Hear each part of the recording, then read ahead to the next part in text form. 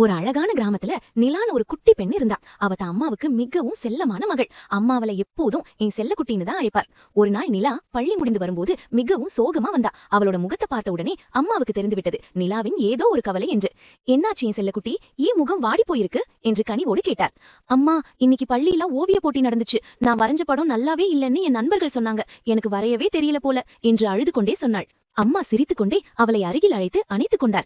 இங்க பாரு நிலா, இந்த உலகத்துல ஒவ்வொருத்தருக்கும் ஒரு தனித்திறமை இருக்கும். நீ வரைஞ்சது மத்தவங்களுக்கு பிடிக்காம இருக்கலாம், ஆனா நீ எவ்வளவு ஆசையா அதை வரைஞ்சன்றதுதான் முக்கியம். எனக்கு நீ வரைஞ்ச அந்த ஓவியம் தான் உலகத்திலேயே மிகச் சிறந்த ஓவியம்.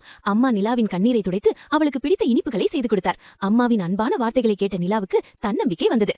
அம்மா, நீங்க தான் எனக்கு பிடிச்ச சிறந்த நண்பர், உங்க அன்புதான் எனக்கு பெரிய பரிசு என்று சொல்லி அம்மாவை கட்டிக்கொண்டாள். அம்மா அவளது நெற்றியில் முத்தமிட்டு, நீ எப்போதும் என் தைரியமான செல்லக்குட்டி என்றார். அன்று முதல் நிலா எதற்கும் கவலைப்படாம தன் திறமையை வளர்த்துக் கொள்வதில் ஆர்வம் காட்டினாள். அம்மாவின் அன்பும் ஊக்கமும் ஒரு குழந்தைக்கு கிடைக்கும் மிகப்பெரிய பலம்.